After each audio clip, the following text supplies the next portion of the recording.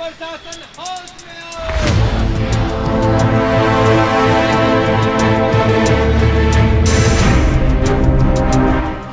कर्मचारी एनएचएम ਦੇ ਸੀਗੇ ਜਿਨ੍ਹਾਂ ਨੂੰ ਇਮੀਡੀਏਟਲੀ ਟਰਮੀਨੇਟ ਕਰ ਦਿੱਤਾ ਗਿਆ ਜਸਟ ਬਿਕੋਜ਼ ਕਿਉਂਕਿ ਅਸੀਂ ਆਪਣੇ ਜਿਹੜੇ ਰਾਈਟਸ ਲਈ ਉਹਦੇ ਲਈ ਆਪਾਂ ਨੇ ਸਟ੍ਰਾਈਕ ਕੀਤੀ ਸੀਗੀ। ਜੇ ਆਪਣੇ ਹੱਕਾਂ ਲਈ ਬੋਲਣਾ, ਜੇ ਆਪਣੇ ਹੱਕਾਂ ਲਈ ਲੜਨਾ ਗਲਤ ਹੈ ਤੇ ਫਿਰ ਇਸ ਸੰਵਿਧਾਨ ਦਾ ਮੈਨੂੰ ਲੱਗਦਾ ਹੈ ਇਸ ਹਿੰਦੁਸਤਾਨ 'ਚ ਕੋਈ ਲੋੜ ਨਹੀਂ ਹੈ। ਧਰਨਾ ਲਾਇਆ ਸੀ ਪਿਛਲੀ ਵਾਰੀ ਆਪਣੀ ਮੰਗਾਂ ਨੂੰ ਲੈ ਕੇ, ਲੱਗਦਾ ਕਿ ਧਰਨਾ ਲਾਣਾ ਵੀ ਹੁਣ ਸਜ਼ਾ ਹੋਊਗੀ, ਇੱਕ ਤਰ੍ਹਾਂ ਦੀ ਦਵਾਈ ਜਾ ਰਹੀ ਹੈ ਚੰਡੀਗੜ੍ਹ ਦੇ ਵਿੱਚ ਆਵਾਜ਼ ਹਰ ਇਨਸਾਨ ਦੀ। ਜੋ ਲੋਕ ਧਰਨੇ ਲਾਉਂਦੇ ਉਹਨਾਂ ਦੇ ਕੇਸ ਦਰਜ ਹੁੰਦੇ ਨੇ ਜਾਂ ਫਿਰ ਨੌਕਰੀ ਤੋਂ ਕੱਢ ਦਿੱਤਾ ਜਾਂਦਾ ਹੈ। ਤਾਂ ਲੱਗਦਾ ਕਿ ਆਉਣ ਵਾਲੇ ਦਿਨਾਂ ਵਿੱਚ ਇਹ ਆਵਾਜ਼ਾਂ ਨੂੰ ਦਬਾਉਣ ਦੀ ਕੋਸ਼ਿਸ਼ ਕੀਤੀ ਜਾ ਰਹੀ ਚੰਡੀਗੜ੍ਹ ਪ੍ਰਸ਼ਾਸਨ ਵੱਲੋਂ। ਬਿਲਕੁਲ ਸਰ, ਜਿਹੜੀ ਚੰਡੀਗੜ੍ਹ ਦੀ ਅਫਸਰਸ਼ਾਹੀ ਹੈ ਉਹ ਇਹੀ ਕਰ ਰਹੀ ਹੈ। ਇਹਨਾਂ ਕੋਲ ਪਾਵਰ ਹੈਗੀ ਹੈ ਤੇ ਆਪਣੀ ਪਾਵਰ ਦਾ ਜਿਹੜਾ ਹੈਗਾ ਮਿਸਯੂਜ਼ ਕਰਦੇ। ਇਹ ਬੀਜੇਪੀ ਸਰਕਾਰ ਕਹਿੰਦੀ ਹੈ ਕਿ ਵੀ ਸਿੱਖਿਤ ਬਣਾਓ, ਬੇਟੀ ਨੂੰ ਪੜ੍ਹਾਓ, ਬੇਟੀ ਨੂੰ ਬਚਾਓ, ਉਹਦਾ ਕੋਈ ਫਾਇਦਾ ਨਹੀਂ ਹੈ। ਜੇ ਤੁਸੀਂ ਬੇਟੀ ਨੂੰ ਪੜ੍ਹਾ ਕੇ ਬਚਾ ਕੇ ਇੱਦਾਂ ਸੜਕਾਂ ਤੇ ਬਿਠਾਣਾ ਹੈ ਤੇ ਉਹ ਜਿਹੜੀ ਨੀਤੀ ਹੈ ਉਹ ਮੇਰੇ ਹਿਸਾਬ ਨਾਲ ਬਿਲਕੁਲ ਫੇਲ ਹੈ।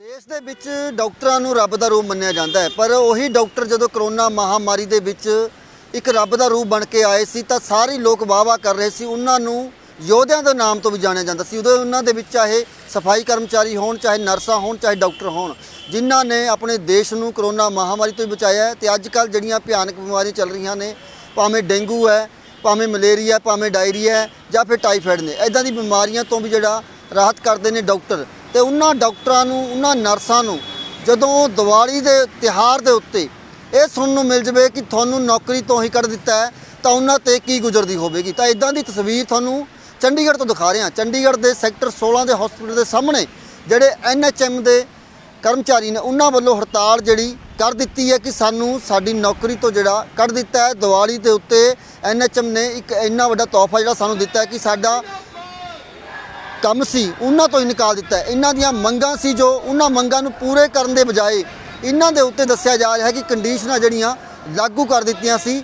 ਤਾਂ ਲਾਗੂ ਕਰਨ ਤੋਂ ਬਾਅਦ ਤਾਂ ਹੁਣ ਤਸਵੀਰ ਤੁਸੀਂ ਦੇਖੋ ਕਿ ਇਹਨਾਂ ਨੇ ਆਪਣਾ ਕੰਮਕਾਰ ਛੱਡ ਕੇ ਜਿਹੜੇ ਨੇ ਇੱਥੇ ਬੈਠ ਗਏ ਨੇ ਕਿ ਜਦੋਂ ਤੱਕ ਸਾਡੀ ਮੰਗ ਪੂਰੀ ਨਹੀਂ ਹੁੰਦੀ ਤਾਂ ਉਦੋਂ ਤੱਕ ਅਸੀਂ ਕੰਮ ਤੇ ਨਹੀਂ ਜਾਵਾਂਗੇ। ਦੂਜੇ ਪਾਸੇ ਕੀ ਹੈ ਪੂਰਾ ਮਾਮਲਾ, ਗੱਲਬਾਤ ਕਰਨ ਦੀ ਕੋਸ਼ਿਸ਼ ਕਰਾਂਗੇ। ਸਾਡੇ ਨਾਲ ਇੱਥੇ ਜਿਹੜੇ ਕਰਮਚਾਰੀ ਨੇ, ਡਾਕਟਰ ਨੇ ਜਾਂ ਨਰਸਾਂ ਨੇ, ਉਹ ਸਾਰੇ ਨੇ। ਮਾਮਲਾ ਕੀ ਹੈ ਜਿਹੜਾ ਸਾਰੇ ਤੁਸੀਂ ਸੜਕਾਂ ਤੇ ਬੈਠਣ ਲਈ ਮਜਬੂਰ ਹੋ ਗਏ? ਸਰ, ਅਸੀਂ 178 ਕਰਮਚਾਰੀ ਐਨਐਚਐਮ ਦੇ ਸੀਗੇ ਜਿਨ੍ਹਾਂ ਨੂੰ ਇਮੀਡੀਏਟਲੀ ਟਰਮੀਨੇਟ ਕਰ ਦਿੱਤਾ ਗਿਆ ਜਸਟ ਬਿਕੋਜ਼ ਕਿਉਂਕਿ ਅਸੀਂ ਆਪਣੇ ਜਿਹੜੇ ਰਾਈਟਸ ਲਈ ਉਹਦੇ ਲਈ ਆਪਾਂ ਨੇ ਸਟ੍ਰਾਈਕ ਕੀਤੀ ਸੀਗੀ। ਉਸ ਗੱਲ ਪਿੱਛੇ ਸਾਡੇ ਜਿਹੜੇ ਚੰਡੀਗੜ੍ਹ ਦੇ ਹੈਲਥ ਸੈਕਟਰੀ ਨੇ ਮਿਸਟਰ ਯਸ਼ਪਾਲ ਗਰਗ ਜੀ, ਉਹਨਾਂ ਨੇ ਸਾਨੂੰ ਇਮੀਡੀਏਟਲੀ ਟਰਮੀਨੇਟ ਕਰ ਦਿੱਤਾ ਸਾਡੀ ਸਰਵਿਸਿਜ਼ ਤੋਂ। ਮਾਮਲਾ ਕੀ ਸੀ, ਪੂਰਾ ਮੰਗਾਂ ਕੀ ਸੀ? ਪਹਿਲਾਂ ਤੁਸੀਂ ਸਟ੍ਰਾਈਕ ਪਹਿਲਾਂ ਕੀਤੀ ਸੀ? ਅਸੀਂ ਪਹਿਲਾਂ ਸਟ੍ਰਾਈਕ ਕੀਤੀ ਸੀ ਅਗਸਤ ਮਹੀਨੇ 'ਚ। ਸਾਨੂੰ ਇਹ ਸੀਗਾ ਕਿ ਸਾਨੂੰ ਜਿਹੜੇ ਮਿਨੀਮਮ ਵੇਜਸ ਨੇ, ਜਿਹੜੇ ਘੱਟੋ ਘੱਟ ਇੱਕ ਡੀਸੀ ਰੇਟ ਦੀ ਸੈਲਰੀ ਜਿਹੜਾ ਚੰਡੀਗੜ੍ਹ 'ਚ ਜਿਹੜਾ ਇੰਪਲੋਏ ਕੰਮ ਕਰਦਾ ਉਹ ਲੈ ਰਿਹਾ, ਸਾਡੀ ਜਿਹੜੀ ਸੈਲਰੀ ਸੀਗੀ ਉਸ ਤੋਂ ਵੀ ਘੱਟ ਸੀਗੀ। ਅਸੀਂ ਉਹੀ ਡਿਮਾਂਡ ਸਾਡੀ ਸੀਗੀ ਕਿ ਸਾਨੂੰ ਘੱਟੋ ਘੱਟ ਉਹਨਾਂ ਦੇ ਬਰਾਬਰ ਇੱਕ ਸੈਲਰੀ, ਇੱਕ ਰਿਸਪੈਕਟੇਬਲ ਸੈਲਰੀ ਜਿਹੜੀ ਹੈ ਸਾਨੂੰ ਦਿੱਤੀ ਜਾਵੇ। ਉਸ ਮੰਗ ਲਈ ਇੱਕ ਫਾਈਲ ਤਿਆਰ ਕੀਤੀ ਗਈ ਜਿਹੜੀ ਇੱਥੋਂ ਦਿੱਲੀ ਗਈ ਸੀ। ਦਿੱਲੀ 'ਚ ਸੈਂਟਰ ਗਵਰਨਮੈਂਟ, ਕਿਉਂਕਿ ਸਾਡੀ ਜਿਹੜੀ ਸਕੀਮ ਹੈ ਐਨਐਚਐਮ, ਉਹ ਸੈਂਟਰ ਗਵਰਨਮੈਂਟ ਓਰੀਐਂਟਡ ਸਕੀਮ ਹੈ। ਉੱਥੇ ਸੈਂਟਰ ਗਵਰਨਮੈਂਟ ਨੇ ਐਨਓਸੀ ਦਿੱਤਾ ਸੀਗਾ ਤੇ ਸਾਨੂੰ ਚੰਡੀਗੜ੍ਹ ਐਡਮਿਨਿਸਟ੍ਰੇਸ਼ਨ ਨੂੰ ਕਿਹਾ ਗਿਆ ਸੀਗਾ ਕਿ ਜਿੰਨਾ ਵੀ ਬਜਟ ਦੀ ਜ਼ਰੂਰਤ ਹੈ ਉਹ ਚੰਡੀਗੜ੍ਹ ਐਡਮਿਨਿਸਟ੍ਰੇਸ਼ਨ ਜਿਹੜੀ ਹੈ ਉਹ ਆਪਣੇ ਆਪ ਉਹ ਫੰਡ ਦੇ ਕੇ ਇਹਨਾਂ ਨੂੰ ਇੱਕ ਰਿਸਪੈਕਟੇਬਲ ਸੈਲਰੀ ਦੇ ਸਕਦਾ ਹੈ। ਉਸ ਤੋਂ ਬਾਅਦ ਸਾਡੀ ਸਾਰਾ ਕੁਝ ਜਿਹੜਾ ਪੇਪਰ ਵਰਕ ਸੀਗਾ ਕੰਪਲੀਟ ਹੋ ਗਿਆ। ਜਦੋਂ ਸੈਲਰੀ ਦੇਣ ਦੀ ਵਾਰੀ ਆਈ ਤੇ ਸਾਡੇ ਪ੍ਰਸ਼ਾਸਨ ਨੇ, ਸਾਡਾ ਜਿਹੜਾ ਡਿਪਾਰਟਮੈਂਟ ਹੈ ਹੈਲਥ ਡਿਪਾਰਟਮੈਂਟ, ਇਹਨੇ ਸਾਨੂੰ ਇੱਕ ਇੱਕ ਫਾਰਮ ਦੇ ਦਿੱਤਾ, ਇੱਕ ਆਪਸ਼ਨ ਫਾਰਮ ਦਿੱਤਾ ਤੇ ਜਿਹਦੇ 'ਚ ਲਿਖਿਆ ਹੋਇਆ ਸੀ ਕਿ ਜੇ ਤੁਸੀਂ ਵਧੀ ਹੋਈ ਸੈਲਰੀ ਲੈਣਾ ਚਾਹੁੰਦੇ ਹੋ ਤੇ ਤੁਹਾਨੂੰ ਜਿਹੜੀ ਆਊਟਸੋਰਸ ਦੀ ਪਾਲਿਸੀ ਹੈ ਉਹਨੂੰ ਅਡਾਪਟ ਕਰਨਾ ਪੈਣਾ। ਤੇ ਸਾਨੂੰ ਬਿਲਕੁਲ ਬਹੁਤ ਸ਼ਾਰਟ ਨੋਟਿਸ ਦਿੱਤਾ ਗਿਆ। ਸਾਨੂੰ ਸਿਰਫ 5 ਦਿਨ ਦਾ ਟਾਈਮ ਦਿੱਤਾ ਗਿਆ ਕਿ 5 ਦਿਨਾਂ ਦੇ ਅੰਦਰ ਜੇ ਤੁਸੀਂ ਇਹ ਆਪਸ਼ਨ ਫਾਰਮ ਸਾਈਨ ਨਹੀਂ ਕਰਦੇ ਹੋ ਤੇ ਤੁਹਾਨੂੰ ਵਧੀ ਹੋਈ ਸੈਲਰੀ ਨਹੀਂ ਮਿਲੇਗੀ ਤੇ ਜਿਹੜਾ ਜਿੰਨਾ ਵੀ ਬਜਟ ਆਇਆ ਹੋਇਆ ਉਹ ਸਾਰਾ ਦਾ ਸਾਰਾ ਵਾਪਸ ਰਿਫੰਡ ਹੋ ਜਾਏਗਾ। ਜਿਹੜਾ ਕੁਝ ਹੋ ਵੀ ਗਿਆ ਹੈ, ਐਕਚੁਅਲੀ ਇਹਨਾਂ ਨੇ ਬਜਟ ਰਿਫੰਡ ਕਰਤਾ ਵੀ ਹੈ। ਤੇ ਉਸ ਤੋਂ ਬਾਅਦ ਸਾਡੇ ਕੋਲ ਕੋਈ ਆਪਸ਼ਨ ਨਹੀਂ ਸੀਗਾ। ਅਸੀਂ ਵੀ ਡਿਸੀਜਨ ਲਿਆ, ਮੈਡਮ ਨਾਲ ਮੀਟਿੰਗ ਕੀਤੀ, ਸਾਡੇ ਡਾਇਰੈਕਟਰ ਮੈਡਮ ਨਾਲ ਸਾਡੀ ਮੀਟਿੰਗ ਹੋਈ ਸੀ ਜਿਸ 'ਚ ਉਹਨਾਂ ਨੇ ਵੀ ਸੇਮ ਇਹੀ ਗੱਲ ਕਹੀ ਕਿ ਵੀ ਸਾਨੂੰ ਇਹ ਆਪਸ਼ਨ ਫਾਰਮ ਭਰਨਾ ਹੀ ਪਏਗਾ, ਇਹ ਕੰਪਲਸਰੀ ਹੈ, ਜੋ ਸਾਡੇ ਹੱਕ 'ਚ ਬਿਲਕੁਲ ਨਹੀਂ ਸੀਗਾ। ਕਿਉਂਕਿ ਅਸੀਂ ਐਨਐਚਐਮ ਦੇ ਵਰਕਰ ਨੇ, ਸਾਡੇ ਉੱਪਰ ਜਿਹੜੇ ਵੀ ਰੂਲਸ ਐਂਡ ਰੈਗੂਲੇਸ਼ਨਸ ਹੈ ਉਹ ਸਾਰੇ ਐਨਐਚਐਮ ਦੇ ਹੀ ਐਪਲੀਕੇਬਲ ਹੈ ਤੇ ਅਸੀਂ ਆਊਟਸੋਰਸ ਦੀ ਪਾਲਿਸੀ ਨੂੰ ਕਿਵੇਂ ਅਡਾਪਟ ਕਰ ਲਈਏ। ਇਸ ਲਈ ਅਸੀਂ 24 ਆਵਰਸ ਦਾ ਇਹਨਾਂ ਨੂੰ ਨੋਟਿਸ ਦਿੱਤਾ ਸੀਗਾ। ਨੋਟਿਸ ਤੋਂ ਬਾਅਦ ਹੀ ਅਸੀਂ ਸਟ੍ਰਾਈਕ ਕੀਤੀ। ਜਦ ਅਸੀਂ ਸਟ੍ਰਾਈਕ ਕੀਤੀ, ਸਟ੍ਰਾਈਕ ਦੇ ਪਹਿਲੇ ਹੀ ਦਿਨ ਸਾਨੂੰ ਬਿਨਾਂ ਕਿਸੇ ਨੋਟਿਸ ਦੇ, ਬਿਨਾਂ ਕਿਸੇ ਵਾਰਨਿੰਗ ਦੇ ਸਾਨੂੰ ਟਰਮੀਨੇਟ ਕਰ ਦਿੱਤਾ ਗਿਆ ਤੇ ਸਾਡੀ ਸਰਵਿਸਿਜ਼ ਨੂੰ ਬਹਾਲ ਕਰ ਦਿੱਤਾ ਗਿਆ। ਬਿਲਕੁਲ, ਤੁਸੀਂ ਦੇਖੋ ਕਿ ਇੱਕ ਪਾਸੇ ਦੀਵਾਲੀ ਦੇ ਤਿਉਹਾਰ ਦੇ ਉੱਤੇ ਵੱਡੇ ਵੱਡੇ ਤੋਹਫੇ ਦਿੱਤੇ ਜਾਂਦੇ ਨੇ, ਪਰ ਇਹਨਾਂ ਵੱਲੋਂ ਕਿਹਾ ਗਿਆ ਕਿ ਸਾਨੂੰ ਨੌਕਰੀ ਤੋਂ ਹੀ ਕੱਢ ਦਿੱਤਾ ਤਾਂ ਤੋਹਫੇ ਕਿਵੇਂ ਦੇਖਦੇ ਹੋ ਕਿ ਦੀਵਾਲੀ ਦੇ ਉੱਤੇ ਤਾਂ ਹਰ ਡਿਪਾਰਟਮੈਂਟ ਹਰ ਜਿਹੜੀ ਕੋਈ ਸਿਸਟਮ ਹੁੰਦਾ ਬਣਿਆ ਹੋਇਆ ਕਿ ਹਰ ਜਿਹੜੇ ਕਰਮਚਾਰੀ ਨੂੰ ਤੋਹਫਾ ਦਿੱਤਾ ਜਾਂਦਾ, ਪਰ ਤੁਹਾਨੂੰ ਤੋਹਫਾ ਕੀ ਮਿਲਿਆ? सर सानू तो उन्होंने यही तोहफा दिया कि आपको जो है टर्मिनेट कर दिया बिना वार्निंग के। चलो हम मानते हैं, हमने स्ट्राइक की, हमने अपने राइट्स के लिए स्ट्राइक की थी, क्योंकि हमें कम से कम जो है कम 1 महीने का टाइम तो देते। अगर वो 5 दिन टाइम ना देते तो ये लड़ाई ना होती। उन्होंने सिर्फ ये उसमें साफ लिखा हुआ कि अगर 5 दिन के अंदर आप इस फॉर्म को भर के नहीं देते हो तो आपका जो बजट है वो जो है ये हमें ये माना जाए कि आपको जो है डिस रेट नहीं चाहिए, डिस रेट के बराबर नहीं चाहिए सैलरी। ये डिमांड हमने कभी की नहीं थी, क्योंकि ये वाला ऑप्शन हमें 2019 में जो एक्स DHS थे मिस्टर दीवान जी, उन्होंने हमें जो है ये ऑप्शन दे दी थी और उन्होंने कहा था कि आपका अगर आपको आउटसोर्स आना है तो आप यहाँ पे ऑप्शन फॉर्म भर के आ सकते हो 2019 में। हम उस टाइम नहीं गए आउटसोर्स में, तो अब हम क्यों जाएंगे? हमने तो सिर्फ रिस्पेक्टेबल सैलरी मांगी थी, जो कि ऑलरेडी पास है हर जगह से, इसके कागज़ हमारे पास बिल्कुल मौजूद है। हमने जो है 3.92 करोड़ रुपए का बजट जो है वो पास हुआ था हमारे लिए, तो उसको हमने मांगी हमें NHM हेड में हमें वो दिया जाए, जैसे बात हो रखी थी रिस्पेक्टेबल सैलरी। उसी के बोनस को लेने के हम दिवाली के टाइम पे हमने कहा चलो अच्छी दिवाली आ रही है कि हमारा जो बोनस है वो दिया जाए, दिवाली के रूप में दिया जाए हमें। तो हमें क्या पता था इन्होंने हमारे साथ ऐसा धोखा करना है। फिर उन्होंने ऑप्शन फॉर्म बीच में डाल के 5 दिन का टाइम दे के ये सारी जो है गलबात जो लड़ाई हो, फिर हमने मीटिंग मांगी, उसके बाद हमने 24 घंटे का अल्टीमेटम दिया। हमने तो 24 घंटे का दिया अल्टीमेटम कि हमारा जो आपने जो रूल निकाला है उसको वापस किया जाए 24 घंटे में, लेकिन इन्होंने तो हमें 24 घंटे का टाइम भी नहीं दिया। विदिन 2 आवर्स में इन्होंने जो है हमें टर्मिनेट कर दिया, जो कि आज सारे यहाँ पे बैठे हुए 28 तारीख को हमारा जो है टर्मिनेट हो गया था। आज 13वां दिन है आज हमारा, तो 13 दिन से हम सड़कों पे हैं। दिवाली काली दिवाली हमने यही मनाई।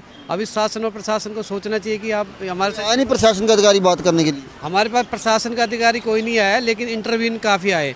इंटरवीन जैसे SST टीम है उनके द्वारा हमें जो है इंटरवीन किया गया, तो वहाँ पे जो है जाके हमने HS साहब से मीटिंग की। HS साहब ने कहा कि मैं जो मेरे ऑर्डर है मैंने अपने ऑर्डर कर दिए, लेकिन आपका जो भविष्य के बारे में जो सोचेगी वो DHS सोचेगी। DHS मैम के पास जाओ और वो अपनी 12 मेंबर कमेटी बैठा के वहाँ से जो फैसला आएगा वो मेरे पास आएंगे, फिर मैं साइन करूँगा, ये HS साहब ने कहा था।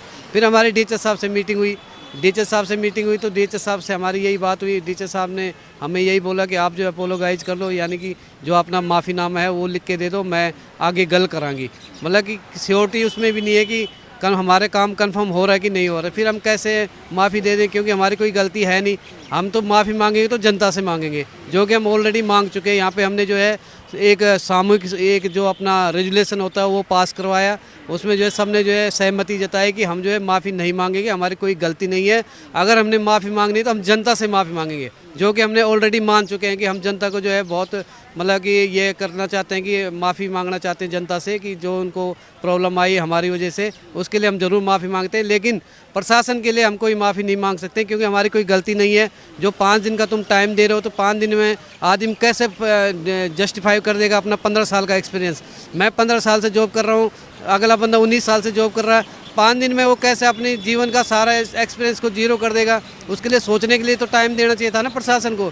यहाँ पर प्रशासन की गलती है, जो कि हमें जो उस समय अच्छा लगा हमने उस समय कर दिया, अब प्रशासन को जो अच्छा लगा उन्होंने कर दिया। बाकी देखते हैं आगे क्या लड़ाई होती है। तो कोरोना महामारी के टाइम में आप लोगों को योद्धा माना गया कि कोरोना महामारी में जब कोई किसी को हाथ लगाने से भी डरता था, उस टाइम पे ये बोला था कि सफाई कर्मचारी हो, चाहे डॉक्टर हो, चाहे पुलिस वाले हों, तो उनको योद्धा माना जाता। लगता है भले करने का गिफ्ट मिलने की जगह सज़ा मिली है आपको?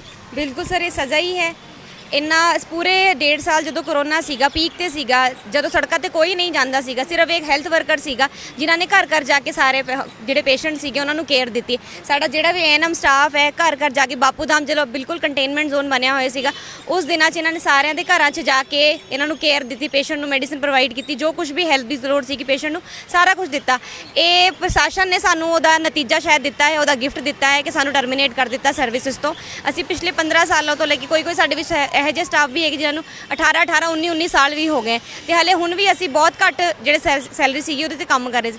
ਜੇ ਆਪਣੇ ਹੱਕਾਂ ਲਈ ਬੋਲਣਾ, ਜੇ ਆਪਣੇ ਹੱਕਾਂ ਲਈ ਲੜਨਾ ਗਲਤ ਹੈ, ਤੇ ਫਿਰ ਇਸ ਸੰਵਿਧਾਨ ਦਾ ਮੈਨੂੰ ਲੱਗਦਾ ਹੈ ਇਸ ਹਿੰਦੁਸਤਾਨ 'ਚ ਕੋਈ ਲੋੜ ਨਹੀਂ ਹੈ। ਧਰਨਾ ਲਾਇਆ ਸੀ ਪਿਛਲੀ ਵਾਰੀ ਆਪਣੀ ਮੰਗਾਂ ਨੂੰ ਲੈ ਕੇ, ਲੱਗਦਾ ਕਿ ਧਰਨਾ ਲਾਣਾ ਵੀ ਹੁਣ ਸਜ਼ਾ ਹੋਊਗੀ, ਇੱਕ ਤਰ੍ਹਾਂ ਦੀ ਦਵਾਈ ਜਾ ਰਹੀ ਹੈ ਚੰਡੀਗੜ੍ਹ ਦੇ ਵਿੱਚ ਆਵਾਜ਼ ਹਰ ਇਨਸਾਨ ਦੀ।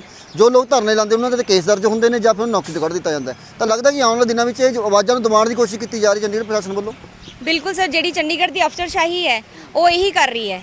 ਇਹਨਾਂ ਕੋਲ ਪਾਵਰ ਹੈਗੀ ਹੈ ਤੇ ਆਪਣੀ ਪਾਵਰ ਦਾ ਜਿਹੜਾ ਹੈਗਾ ਮਿਸਯੂਜ਼ ਕਰਦੇ ਆ। ਇਹਨਾਂ ਨੂੰ ਲੱਗਦਾ ਹੈ ਵੀ ਜੇ ਪ੍ਰਸ਼ਾਸਨ ਇਹਨਾਂ ਕੋਲ ਪਾਵਰ ਹੈ ਤੇ ਜਿਹੜੇ ਵੀ ਬੰਦੇ ਆਪਣੀ ਆਵਾਜ਼ ਉਠਾਉਂਦੇ ਆ ਇਹ ਉਹਨਾਂ ਵੱਲ ਜਿਹੜਾ ਇਹ ਰਣਨੀਤੀ ਜਿਹੜੇ ਨਿਭਾਉਂਦੇ ਆ ਆਪਣਾ ਤਾਨਾਸ਼ਾਹੀ ਰਵੱਈਆ ਦਿਖਾ ਕੇ ਉਹ ਉਹਨਾਂ ਦੀ ਆਵਾਜ਼ ਨੂੰ ਦਬਾ ਸਕਦੇ ਆ। ਲੇਕਿਨ ਇਹਨਾਂ ਨੂੰ ਇਹ ਨਹੀਂ ਪਤਾ ਹੈਗਾ ਕਿ ਜੇ ਇਹ ਸਾਡੀ ਆਵਾਜ਼ ਨੂੰ ਦਬਾਉਂਗੇ ਸਾਡੇ ਨਾਲ ਜਨਤਾ ਬਹੁਤ ਹੈ ਜਿਹੜੀ ਸਾਡੀ ਆਵਾਜ਼ ਸੁਣਦੀ ਹੈ। ਸਾਡੇ ਮਰੀਜ਼ ਅੱਜ ਸਾਡੇ ਕੋਲ ਜਨ ਸੇਵਾ ਜਿਹੜੇ ਆਪਾਂ ਕਰਦੇ ਹਾਂ ਸਾਡੇ ਕੋਲ ਸਾਡੇ ਮਰੀਜ਼ ਆ ਰਹੇ ਹੈ ਸਾਨੂੰ ਸਪੋਰਟ ਕਰਨ ਵਾਸਤੇ। ਉਹ ਸਾਨੂੰ ਕਹਿ ਰਹੇ ਕਿ ਸਾਨੂੰ ਤੁਹਾਡੀ ਲੋੜ ਹੈ। ਇਸ ਐਡਮਿਨਿਸਟ੍ਰੇਸ਼ਨ ਨੂੰ ਇਹ ਸਮਝ ਨਹੀਂ ਆ ਰਿਹਾ ਕਿ ਜਿਹੜਾ ਜਨਤਾ ਹੈ ਜਿਹਦੇ ਕੋਲ ਆਪਾਂ ਸੇਵਾ ਦਿੰਦੇ ਆ ਉਹ ਕਿੰਨੇ ਪਰੇਸ਼ਾਨ ਹੈ। ਇਹਨਾਂ ਨੂੰ ਸਿਰਫ ਆਪਣੀ ਈਗੋ ਦਿਖ ਰਹੀ ਹੈ। ਇਹ ਸਿਰਫ ਆਪਣੀ ਈਗੋ ਨੂੰ ਲੈ ਕੇ ਬੈਠੇ ਹੋਏ ਆ। ਹਮੇਸ਼ਾ ਹੀ ਕਿਹਾ ਜਾਂਦਾ, ਕਹਿੰਦਾ ਬੀਜੇਪੀ ਸਰਕਾਰ ਹੈ ਜਿਹੜੀ, ਕਹਿੰਦਾ ਕਿ ਮਹਿਲਾ ਦੀ ਜਾਂ ਜਿਹੜੀਆਂ ਔਰਤਾਂ ਦੀ ਬਹੁਤ ਰੱਖਿਆ ਕਰਦੀ ਹੈ, ਹਰ ਤਰ੍ਹਾਂ ਦੀ ਆਵਾਜ਼ ਸੁਣਦੀ ਹੈ। ਹੁਣ ਬੀਜੇਪੀ ਚੰਡੀਗੜ੍ਹ ਦੇ ਵਿੱਚ ਵੀ ਜਿਹੜੀ ਕਿਰਨ ਖੈਰ ਜੀ ਇੱਥੋਂ MP ਨੇ, ਕਦੇ ਉਹਨਾਂ ਕੋਲ ਨਹੀਂ ਤੁਸੀਂ ਪਹੁੰਚ ਕੀਤੀ? ਕਿਉਂਕਿ ਜਿਹੜਾ ਬਾਰ-ਬਾਰ ਐਡਾ ਦਾਅਵਾ ਕਰਦੇ ਨੇ ਤਾਂ ਅੱਜ ਤੁਸੀਂ ਸੜਕਾਂ ਤੇ ਰੁਲ ਰਹੇ ਹੋ। ਸਰ ਸਾਡੀ ਵਿੱਚ ਗੱਲ ਹੋਈ ਸੀ, ਅਸੀਂ ਉਹਨਾਂ ਦੇ ਜਿਹੜੇ PA ਹੈ ਮੈਡਮ ਦੇ PA ਹੈ ਤਿਵਾਰੀ ਜੀ ਉਹਨਾਂ ਨੂੰ ਮਿਲੇ ਸੀਗੇ। ਉਹਨਾਂ ਨੇ ਅੱਗੇ ਗੱਲ ਵੀ ਕੀਤੀ ਮੈਡਮ ਨਾਲ ਕੀਤੀ ਹੈ ਬਟ ਕੋਈ ਆਊਟਕਮ ਪੋਜ਼ਿਟਿਵ ਨਹੀਂ ਨਿਕਲਿਆ ਹੈ, ਹੁਣ ਤੱਕ ਵੀ ਨਹੀਂ ਨਿਕਲਿਆ ਹੈ। ਤੇ ਜਿਹੜੀ ਸਰਕਾਰ ਕਹਿੰਦੀ ਹੈ BJP ਸਰਕਾਰ ਕਹਿੰਦੀ ਹੈ ਕਿ ਵੀ ਸਿੱਖਿਅਤ ਬਣਾਓ, ਬੇਟੀ ਨੂੰ ਪੜ੍ਹਾਓ, ਬੇਟੀ ਨੂੰ ਬਚਾਓ, ਉਹਦਾ ਕੋਈ ਫਾਇਦਾ ਨਹੀਂ ਹੈ। ਜੇ ਤੁਸੀਂ ਬੇਟੀ ਨੂੰ ਪੜ੍ਹਾ ਕੇ ਬਚਾ ਕੇ ਇੱਦਾਂ ਸੜਕਾਂ ਤੇ ਬਿਠਾਣਾ ਹੈ ਤੇ ਉਹ ਜਿਹੜੀ ਨੀਤੀ ਹੈ ਉਹ ਮੇਰੇ ਹਿਸਾਬ ਨਾਲ ਬਿਲਕੁਲ ਫੇਲ ਹੈ ਨੀਤੀ। ਤੁਸੀਂ ਦੇਖ ਸਕਦੇ ਹੋ ਕਿ ਅੱਜ ਸੜਕਾਂ ਦੇ ਉੱਤੇ ਰੁਲ ਰਹੇ ਨੇ ਉਹ ਯੋਧੇ ਜਿਨ੍ਹਾਂ ਨੇ ਕਰੋਨਾ ਮਹਾਮਾਰੀ ਦੇ ਵਿੱਚ ਲੋਕਾਂ ਨੂੰ ਬਚਾਇਆ ਹੈ, ਸੇਵਾ ਕੀਤੀ ਹੈ ਤੇ ਆਪਣੀ ਮੰਗਾਂ ਨੂੰ ਲੈ ਕੇ ਜਦੋਂ ਧਰਨਾ ਲਾਇਆ ਤਾਂ ਇਹਨਾਂ ਨੂੰ ਸਜ਼ਾ ਮਿਲੀ ਹੈ ਤਾਂ ਕਹਿੰਦੇ ਕਿ ਨੌਕਰੀ ਤੋਂ ਹੀ ਕੱਢ ਦਿੱਤਾ ਤੇ ਕੰਡੀਸ਼ਨਾਂ ਲਗਾ ਦਿੱਤੀਆਂ ਨੇ ਕਿ ਜੇ ਤੁਸੀਂ ਸੈਲਰੀ ਵੱਧ ਚਾਹੁੰਦੇ ਹੋ, DC ਰੇਟ ਚਾਹੁੰਦੇ ਹੋ ਤਾਂ ਕਈ ਕੰਡੀਸ਼ਨਾਂ ਲਗਾ ਕੇ ਇਹਨਾਂ ਦੇ ਉੱਤੇ ਲਾਗੂ ਕਰ ਦਿੱਤੀਆਂ। ਤਾਂ ਇਹਨਾਂ ਨੂੰ ਹੁਣ ਮਜਬੂਰਨ ਜਿਹੜਾ ਸੈਕਟਰ 16 ਦੇ ਹਸਪੀਟਲ ਸਾਹਮਣੇ ਧਰਨਾ ਲਗਾਉਣਾ ਪੈ ਗਿਆ। ਤਾਂ ਇਹਨਾਂ ਦੱਸਿਆ ਕਿ ਆਉਣ ਵਾਲੇ ਦਿਨਾਂ ਦੇ ਵਿੱਚ ਜੇ ਕਿਤੇ ਸਾਡੀ ਸੁਣਵਾਈ ਨਾ ਹੁੰਦੀ ਤਾਂ ਅਸੀਂ ਸੰਘਰਸ਼ ਹੋਰ ਤੇਜ਼ ਕਰਾਂਗੇ। ਤੁਹਾਡੇ ਨਾਲ ਕੈਮਰਾਮੈਨ ਅਲੀ ਦੇ ਨਾਲ ਹਰਤੇਜ ਸਿੰਘ ਤੇਜੀ, HN1 ਨਿਊਜ਼ ਚੰਡੀਗੜ੍ਹ।